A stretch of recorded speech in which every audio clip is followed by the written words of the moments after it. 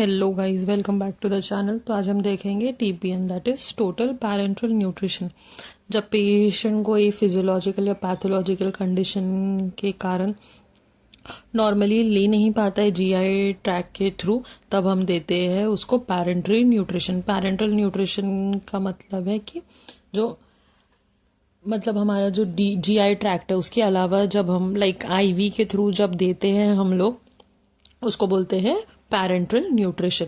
तो हम देखेंगे क्या क्या होता है। When a patient's gastrointestinal tract is not functioning properly due to issue like blockage, leak or poor absorption, allowing it to rest and heal. तो अगर कोई ब्लॉक हो गया है या लीक हो रहा है या पुअर अब्जॉर्प्शन हो रहा है, ठीक है, या माल न्यूट्रिशन हो रहा है, या patient post operatively GI tract के इसमें है और हमको रेस्ट देना है जीआई ट्रैक्ट को, तो हम लोग पेशेंट को पैरेंटल न्यूट्रिशन देते हैं।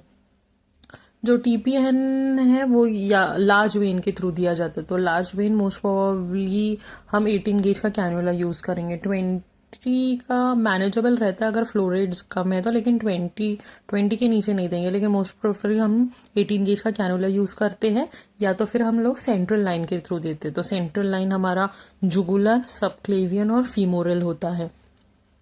ओके, तो हम ये दोनों रूट के थ्रू देते हैं।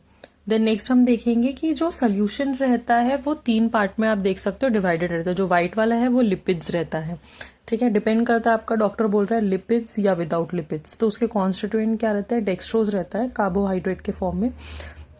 देन अमाइनो एसिड, लिपिड्स रहता है, विटामिन और मिनरल्स, ये सारे कॉन्स्टिट्यूट रहते हैं। डिपेंड करता है कितनी कैलोरीज, अलग अलग कैलोरीज और अलग अलग वॉल्यूम की रहती है, ठीक है। लेकिन एक बैग 24 आवर्स तक की ही यूज की जाती है।